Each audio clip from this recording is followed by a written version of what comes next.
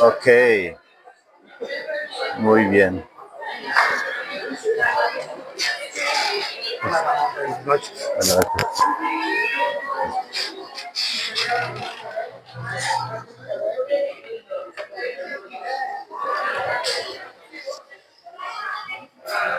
Ok, muy bien. Buenas noches. El libro de Amós, por favor, el que sigue de Joel.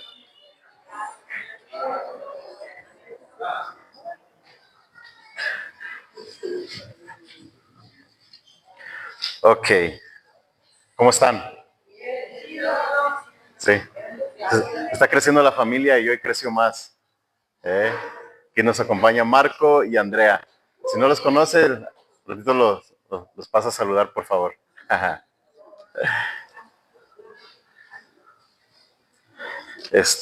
Amós.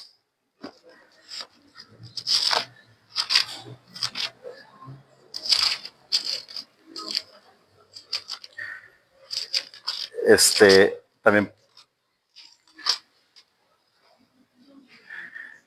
qué bueno que se le abrió una oportunidad para que Carlita pudiera tener cirugía. ¿Cómo va? ¿Algún reporte? ¿Alguna actualización? ¿Todavía nada? ¿Todavía? Ok. Estar orando por ella. Ok. ¿Qué tal si oramos y empezamos con el libro de Amós?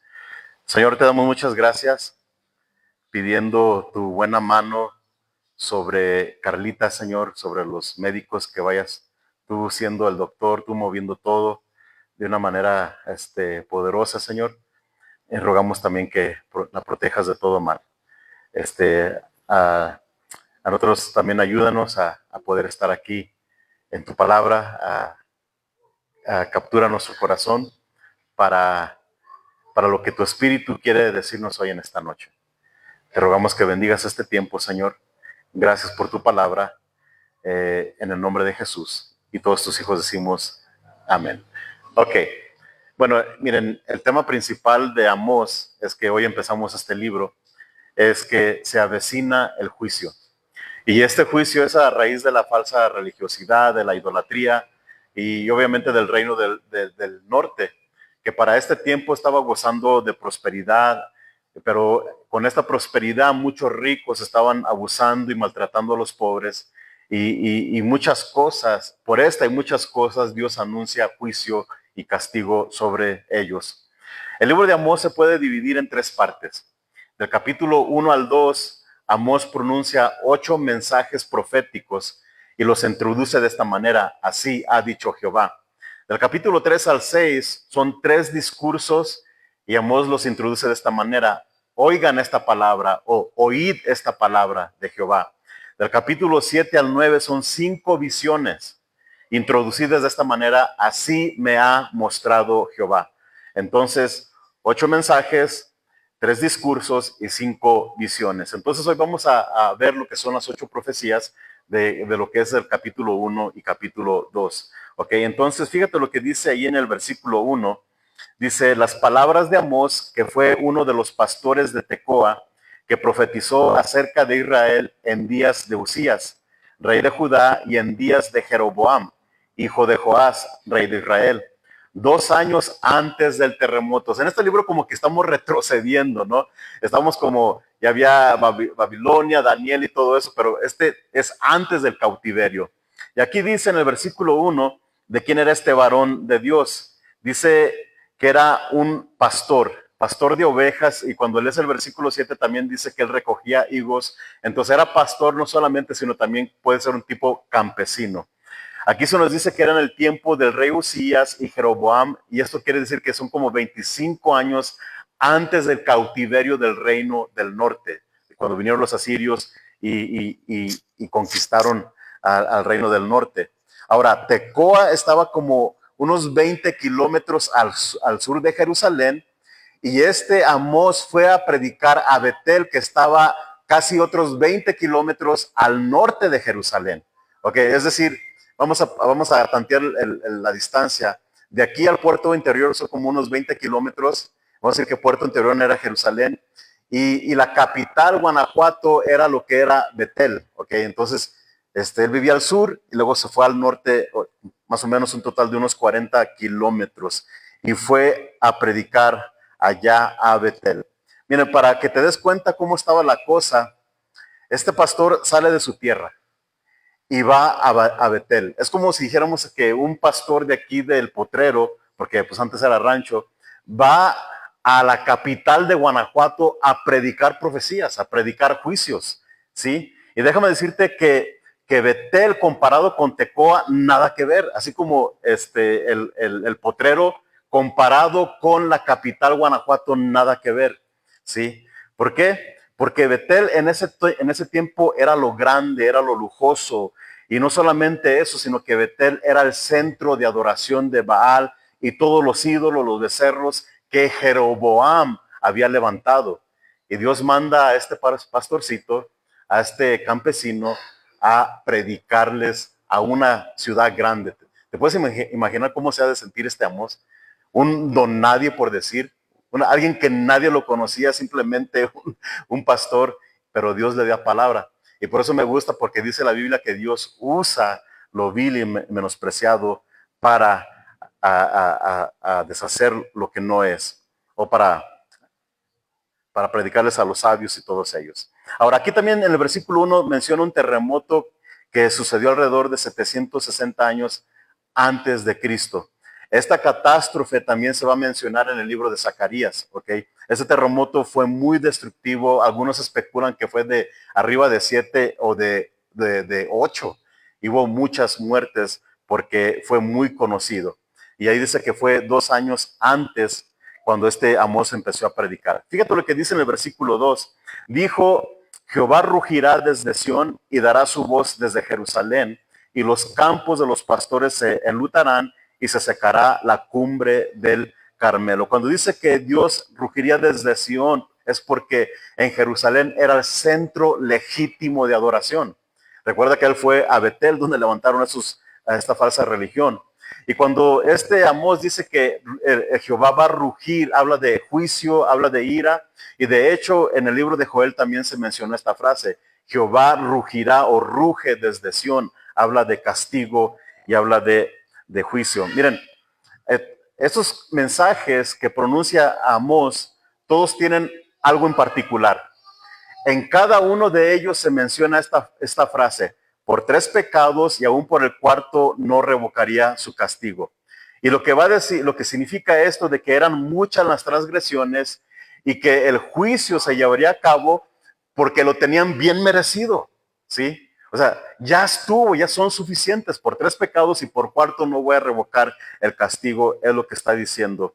Otra cosa que se repite en cada una de estas profecías es de que en cada juicio y en cada nación que pronuncia castigo, pronuncia el fuego. Y voy a prender a Amón, y voy a prender a Jerusalén, y prenderé fuego, y prenderé fuego. En cada una de ellas, Dios va a prender fuego. Okay. Entonces también habla de juicio. Si checas ahí en el versículo 3 al 5, fíjate lo que dice la primera profecía. Dice, así ha dicho Jehová, por 3 pecados de Damasco, y por el cuarto no revocará su castigo, porque trillaron a Galaad con trillos de hierro. Prenderé fuego en la casa, ahí está, prenderé fuego en la casa de Asael y consumirá los palacios de Ben-Hadad y quebraré los cerrojos de Damasco y destruiré a los moradores del valle de Adén y los gobernadores de Bet-Edén y el pueblo de Siria será transportado a Kir, dice Jehová. Entonces el primer juicio es contra Siria. Aquí dice que trillaron a Galaad porque cuando te fijas en el mapa, Galaad estaba muy cerca de la frontera con Siria y era muy vulnerable a los ataques de ellos. Ahora, se especula que el pecado que cometió Siria, porque ahí menciona varias ciudades, básicamente Siria, era una crueldad excesiva. Y el castigo que les pronuncia en el versículo 5 dice que los llevaría cautivos a Kir. Y déjame decirte que esta profecía se cumplió.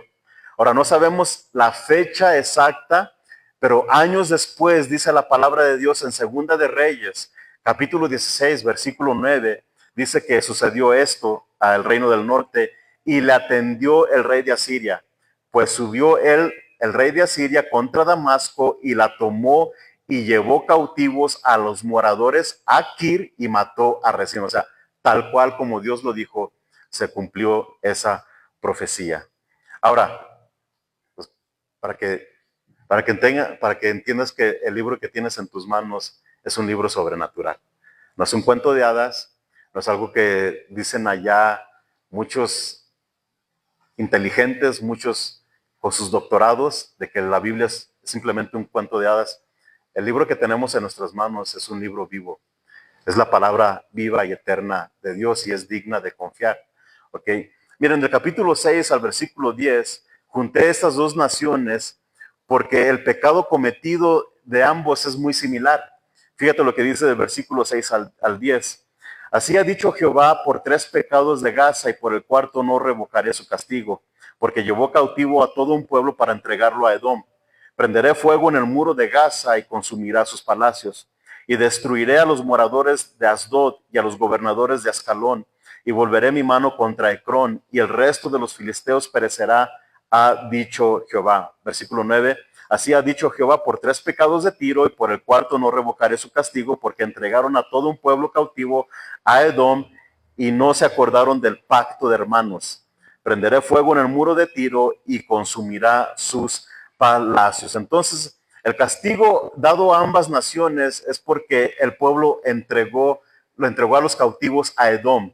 Y lo más seguro que se refiere que ellos hacían incursiones en contra del pueblo de Dios. O sea, las incursiones incluye como matadero y despojadero de bienes y todo eso. O sea, y luego los llevaban presos y dice que los entregaban a Edom. Y una de las cosas más horribles que creo para mí que una persona puede experimentar es un secuestro. Imagínate, no, y no era de uno o dos, era un secuestro masivo de gente. ¿Ok? Yo a veces pienso, ¿cómo? O sea, los que son secuestrados no tienen la certidumbre de que se van a vivir un día más. O sea, es una de las cosas más espantosas que uno pueda experimentar. Y fue lo que hicieron, ¿sí? Y luego, de una vez te lo voy a decir, que los juicios que pronuncia en todos ellos, muchos años después, sí se cumplieron por medio de Salmanasar, por los asirios, pero también por el rey Nabucodonosor. ¿Okay? Y lo más seguro que el juicio que pronunció aquí se llevó a cabo por Salmanasar. Fíjate lo que dice ahora del 11 a 12.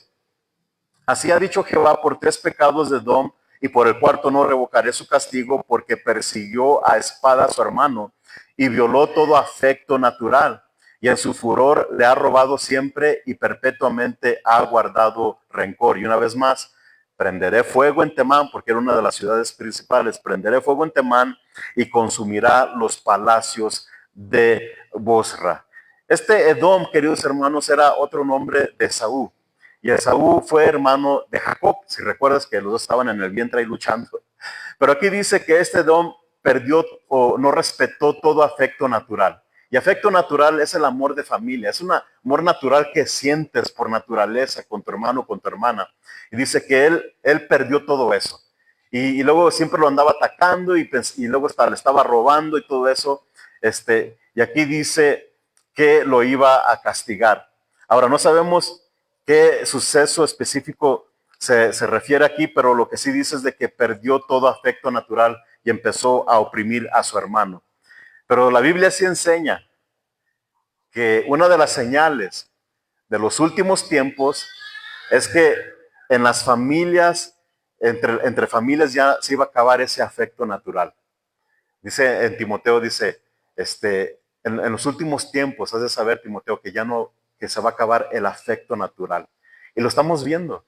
Lo estamos viendo que hoy en día ya muchas familias ya no se estiman, no se aprecian, no se quieren, o sea, se andan matando unos a otros por cosas, se andan robando. Todo lo que dijo Pablo lo estamos viendo. Ahora, fíjate lo que dice del 13 al 15. Dice, así ha dicho Jehová, por tres pecados de los hijos de Amón y por el cuarto no revocaré su castigo, porque para ensanchar sus tierras abrieron a las mujeres de Galaad que estaban en cinta. Encenderé fuego en el muro de Rabá y consumirá sus palacios con estruendo en el día de la batalla, con tempestad en día tempestuoso.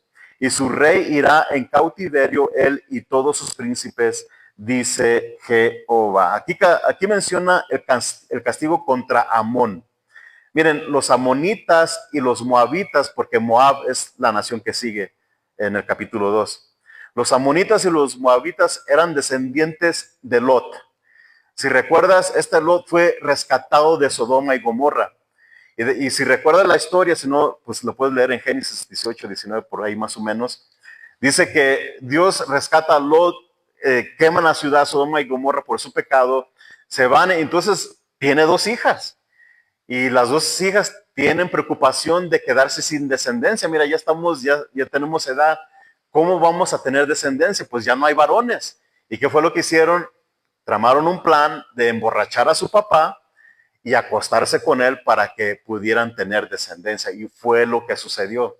Una noche se emborrachó a su papá, se acostó con él y se embarazó. Y también la otra, bueno, no en el mismo día, ¿verdad?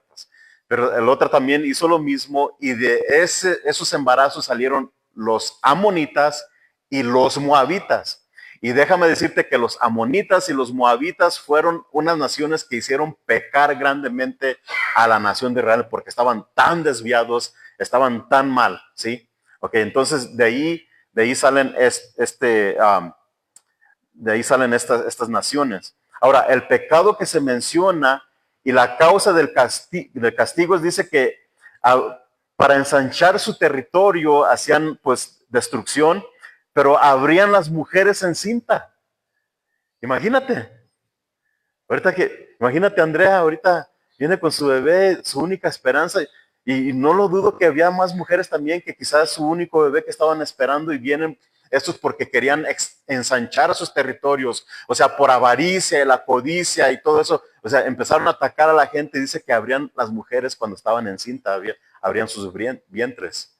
Algo espantoso, o sea, era violencia demoníaca realmente. ¿Sí? Y por eso Dios los iba a castigar.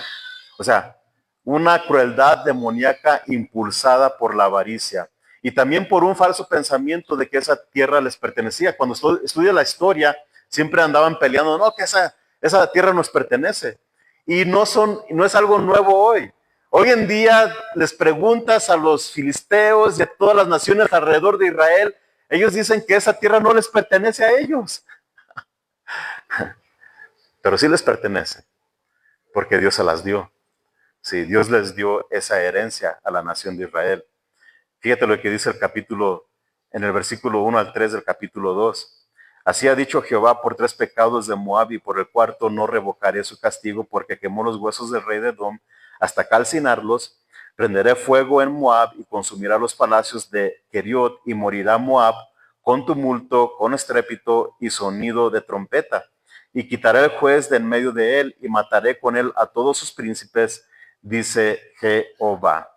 Entonces, también eran los descendientes de Lot y ellos son culpables de trato inhumano.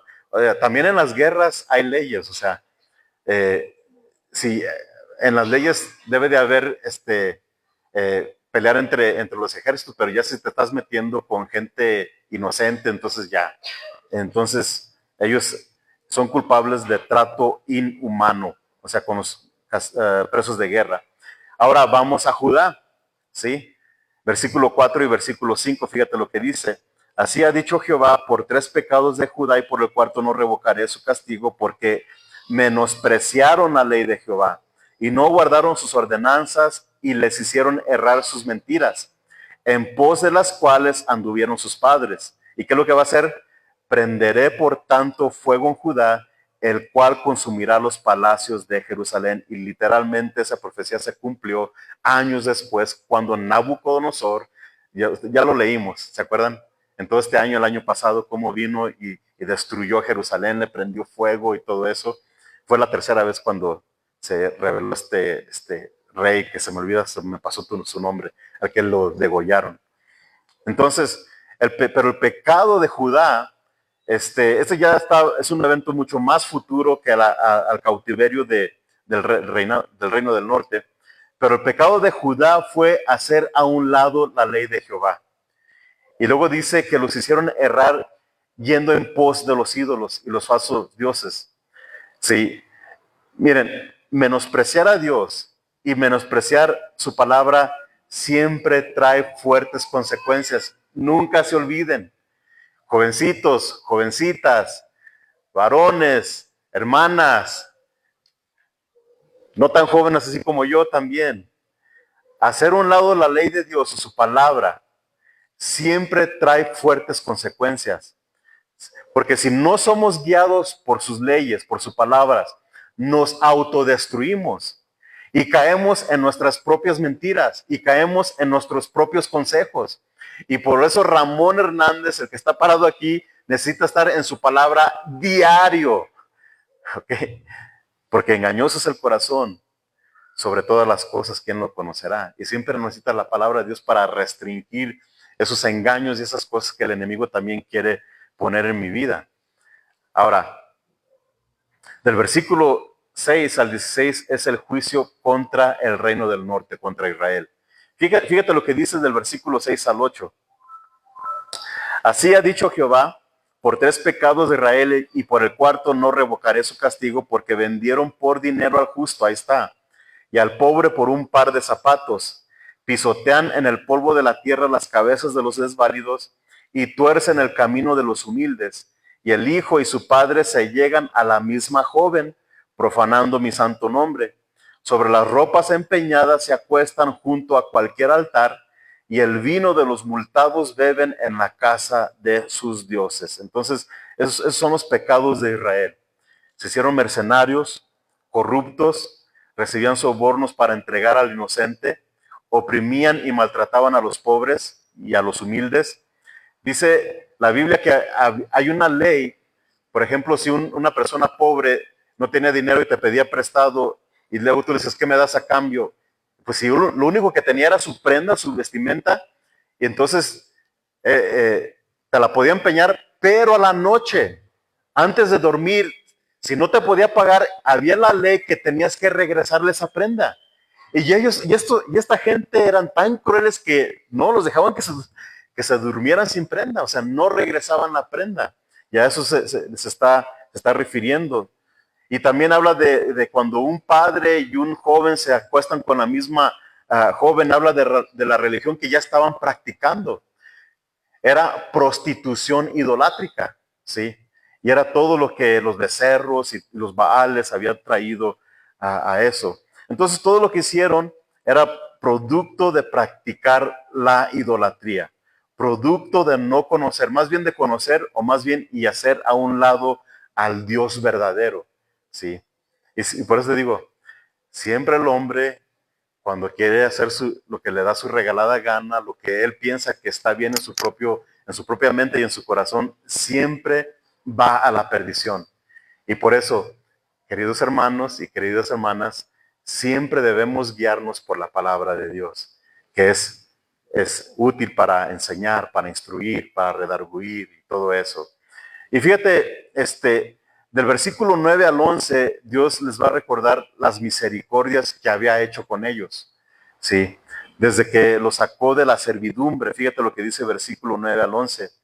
Yo destruí delante de ellos al amorreo, cuya altura era como la altura de los cedros, y fuerte como una encina, y destruí su fruto arriba y sus raíces abajo.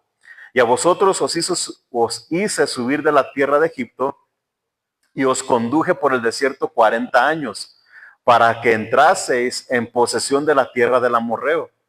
Y levanté de vuestros hijos para profetas, y de vuestros jóvenes para que fuesen nazareos. Y luego les hace la pregunta retórica, ¿no es esto así? Dice Jehová, hijo de Israel. Pues era verdad, porque Dios sí les había dado victoria. Cuando los sacó de Egipto les dio victoria contra el amorreo. Había gigantes en la tierra. Dice que los destruyó de arriba hacia abajo. Los liberó y los condujo por el desierto por 40 años siendo fiel, aunque lo hicieron enojar muchas veces. Dios siendo fiel, proveyéndoles maná y proveyéndoles todo lo necesario para subsistir en el desierto. Ahora tú dime una nación que esté 40 años en un desierto así. y que hasta este día sea una nación, solamente una persona que niegue a Dios puede decir, ¿sabes qué? No es cierto. Pero cuando Dios levanta una nación de Egipto y la trae por 40 años en el desierto y la mantiene, no, ni una nación no creo que pueda hacer eso. Por 40 años en el desierto y después llegar a la tierra prometida. Y luego después recibir los juicios que Dios le prometió por portarse mal. Y luego después que Dios promete, cuando llegue aquel día te voy a recoger de todas las naciones. Y en el año 1948, Dios una vez más cumplió esa profecía, instituyendo que la nación de Israel era una nación soberana e independiente. Y solamente Dios puede hacer eso. Y Dios les está recordando estas misericordias a la nación de Israel. Y le dice, y luego les pregunta, ¿a poco no es esto así? Y todos no podían más que decir, la verdad que sí. Y solamente un ciego que no quiera ver va a negar la existencia de Dios. Solamente un ciego que no quiere ver niega la palabra y niega a Jesucristo. Porque si no se trata de que si es un cuento de hadas, es la palabra de Dios, todo, cualquier asunto, cualquier testimonio se basa o se lleva a cabo con evidencia. O sea, la evidencia que Dios ha mostrado a favor de su palabra, a favor de su salvación, a favor de Cristo, a favor de todo, nadie la puede refutar. Y solamente una persona que no quiera, que ame más las tinieblas, más que a Dios, va a negar esto. ¿Sí? Y espero que los jóvenes de aquí nadie lo esté negando. Y si lo estás negando, hoy es el día de creer en el Señor y de recibir su misericordia. Sí. En lugar de responder con gratitud y con devoción, fíjate lo que hicieron. Checa lo que dice versículos 12 y 13. Mas vosotros disteis de beber vino a los nazareos, y a los profetas mandasteis diciendo, no profeticéis. Pues he aquí yo os apretaré en vuestro lugar como se aprieta el carro lleno de gavillas. Y el ligero no podrá huir, y al fuerte no le ayudará su fuerza, ni el valiente librará su vida. El que maneja el arco, no resistirá ni escapará el ligero de pies, ni el que cabalga en caballo salvará su vida. El esforzado entre los valientes huirá desnudo aquel día, dice Jehová. Bueno, ya me pasé, no me iba a leer 2 y 13. Aquí cuando dice el versículo 12, checa, dice, Dios les recuerda sus misericordias, cómo los sustentó. Pero dice, en lugar de pagar bien, agradecidos, dieron de beber vino a los nazareos y a los profetas mandaron diciendo que no profetizaron. Miren, básicamente hicieron dos cosas que la gente que no quiere creer en Dios y en su palabra hacen hoy en día. Sí, porque los nazareos no deberían de beber vino, porque ellos mismos eran un testimonio delante de los hombres de lo que era vivir una vida consagrada a Dios. Sí, y apagaron ese testimonio. Dice que los obligaron a beber vino. ¿Por qué? Porque querían apagar ese testimonio. Y luego dice que les mandaron a los profetas que no hablaran de parte de Dios.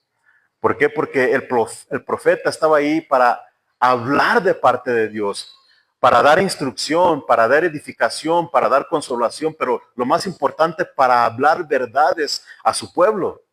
¿Y qué fueron lo que hicieron? Fueron silenciados y fueron callados, así como muchos hoy en día quieren apagar de cualquier manera, de cualquier forma, quieren apagar el testimonio de que sí hay un Dios. Y hay un Dios que va a juzgar a los vivos y a los muertos. Y entonces, ¿cuál es la consecuencia? Ya lo vimos. Dice ahí que los iba a apretar como se apretan las gavillas. Y cuando se apretaban las gavillas era para desgranar el grano. Ya sea que lo hacían, lo amarraban tirando con carros, con los caballos. O sea, o ponían las gavillas en un lugar pedroso y para apretar o sea, básicamente hacían todo eso para sacar el grano y quitar toda la paja, toda la basura, todo lo que no servía, era como lo hacían, ¿sí? Y era lo que Dios estaba haciendo. Si Israel, su basura era su religión falsa, mi pregunta es, ¿cuál es tu basura de hoy? ¿Qué basura te quiere quitar el Señor? ¿Incredulidad? ¿Que no quieras ver a fuerzas? ¿O que no quieras escuchar? Pero Dios dice que, fíjate, Dios hizo esto con la nación y después de que pasaron el castigo, el juicio, surtió su efecto. Y yo lo que quiero decir es que no tienes que pasar por esto. No tienes que pasar por todas estas situaciones tan difíciles y tan dolorosas.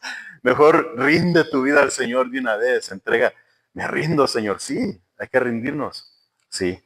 Entonces es lo que va a hacer porque va a quitar esa idolatría, esa falsa religión y toda esa basura que le está estorbando a la nación de Israel.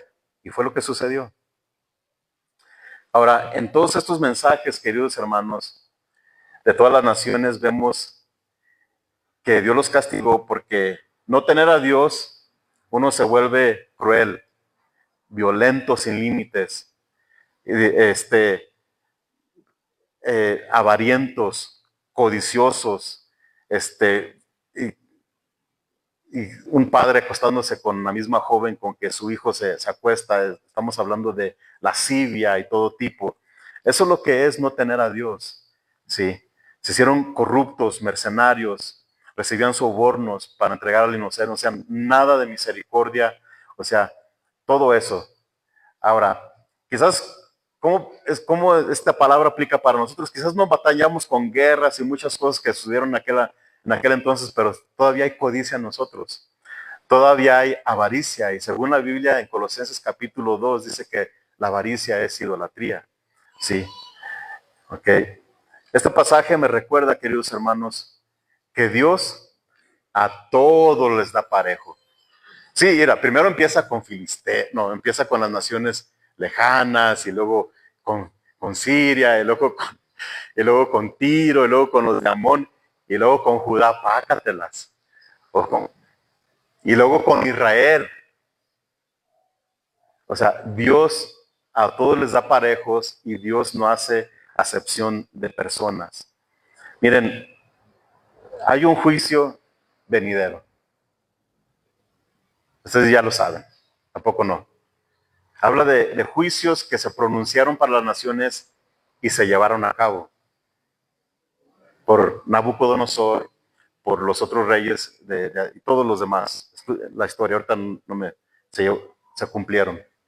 Pero también la Biblia enseña, queridos hermanos, en Hechos capítulo 17, versículo 30 y 31, dice que Dios, habiendo pasado por alto los tiempos de esta ignorancia, ahora manda a todos los hombres en todo lugar que se arrepientan, por cuanto ha establecido un día en el cual juzgará al mundo con justicia. ¿Sí? ¿Por quién? Por aquel varón a quien designó, dando fe a todos con haberle levantado de los muertos. Y nosotros como creyentes reposamos en eso.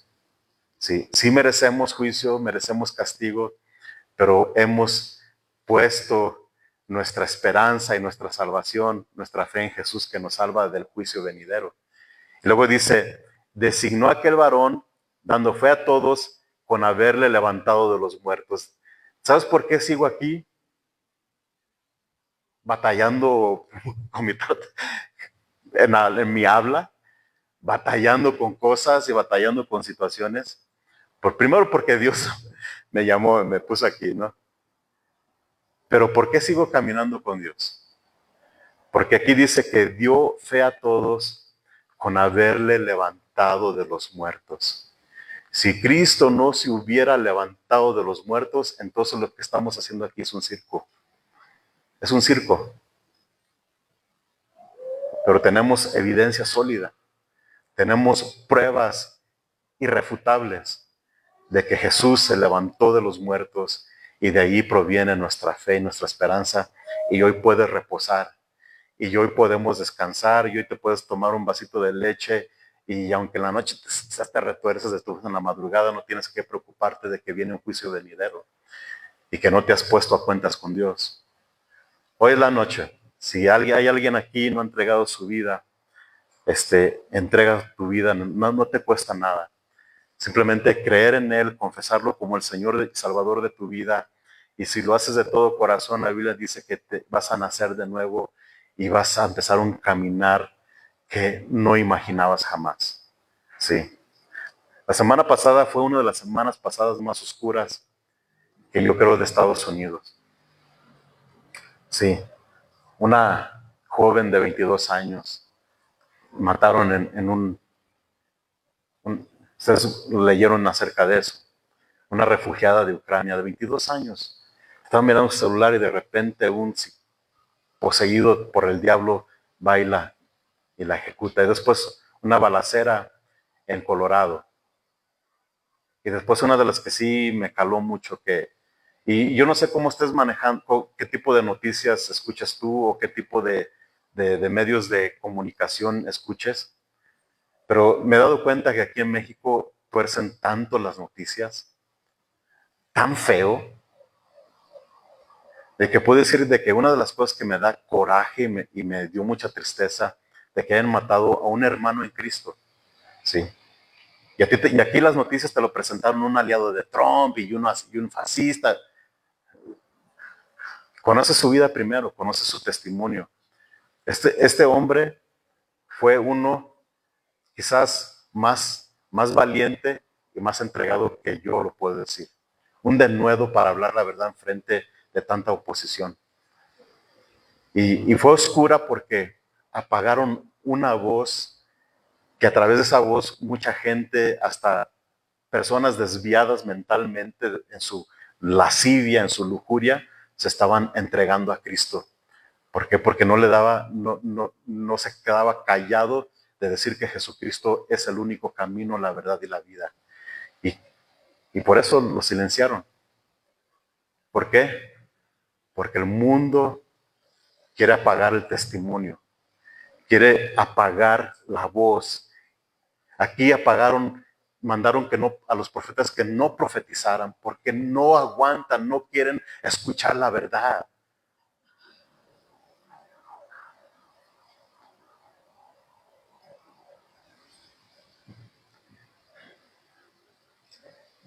Y que nosotros nunca hagamos eso, sino que al contrario, seamos una voz de Dios.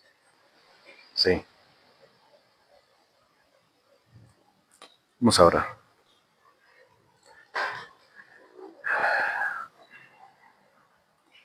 Ruego por la hermana Erika, Señor, que está con sus dos niñas, ah, sufriendo de luto. Oramos para que las fortalezcas, para que pueda procesar todo esto, Señor. A nosotros danos valor, danos de nuevo, Señor, para hablar tu verdad. Hoy entendimos que el mundo siempre quiere callar tu voz. Y nosotros los que creemos en ti somos tu voz, Señor. Ayúdanos a no acobardarnos, Señor. Pero más que todo, Señor, ayúdanos a vivir consagrados a ti y vivir una vida agradecida contigo, Señor. Hoy perdona nuestros pecados y hoy podemos reposar en la esperanza de que Cristo está vivo y un día levantará este cuerpo débil que está pereciendo cada día y un día nos despertará para gloria eterna. Y de eso se trata. Ahorita Charlie Kirk está ahí contigo, Señor. Pero hay muchos que están tristes, especialmente su esposa y sus hijas, porque una persona que quiso apagar esa voz, así como los de Betel, así como la nación de Israel, apagando los testimonios y apagando las voces, no pudieron soportar y callaron esa voz. Señor, ruego que estés con nosotros. En el nombre de Jesús. Amén. Y amén. Puede pasar al grupo de alabanza, por favor. Buenas noches.